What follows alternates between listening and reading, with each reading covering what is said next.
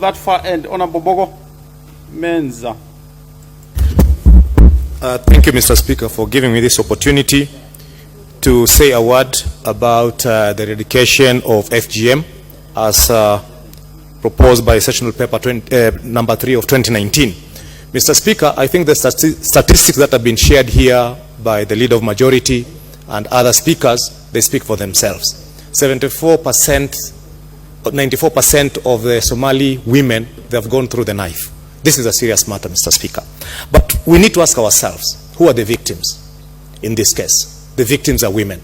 But who propagates this victimization is the men. Because it's the women or the family, the mother of the family delivers, takes the baby or the girls to the quack surgeons, but with the full blessing of the father of the house.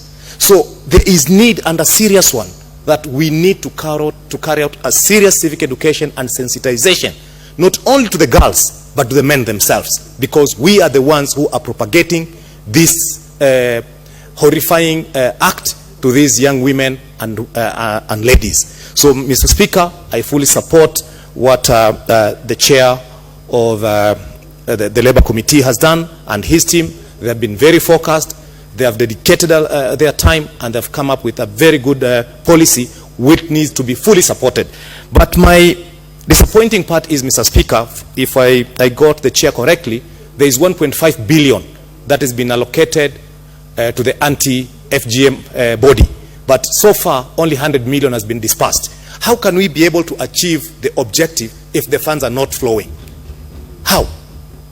We need to fight it like the way we fought the HIV and AIDS. I think the speakers before me, they made it very clear. This country was so much focused when HIV and AIDS was a big pandemic in this country. And we spoke it freely. Everywhere you go, in schools, in churches, in mosques, wherever you go, in offices, we were speaking about freely and openly and candidly. And we were there to support one another.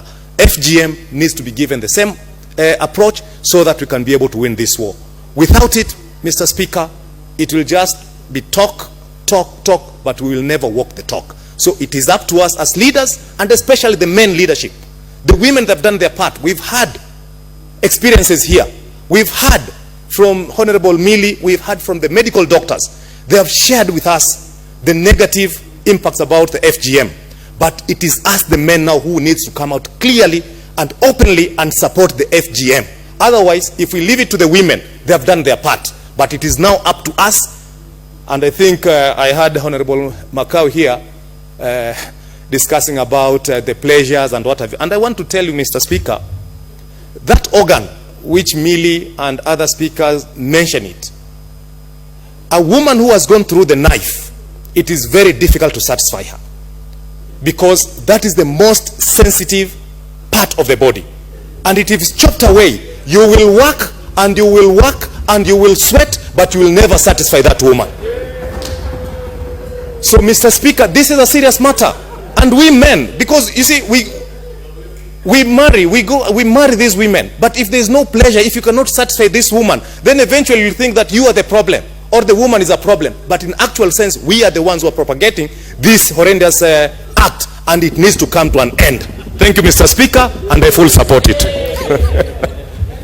I could tell Majority Leader was wondering where the sweat is coming from. But well said, well said. Honorable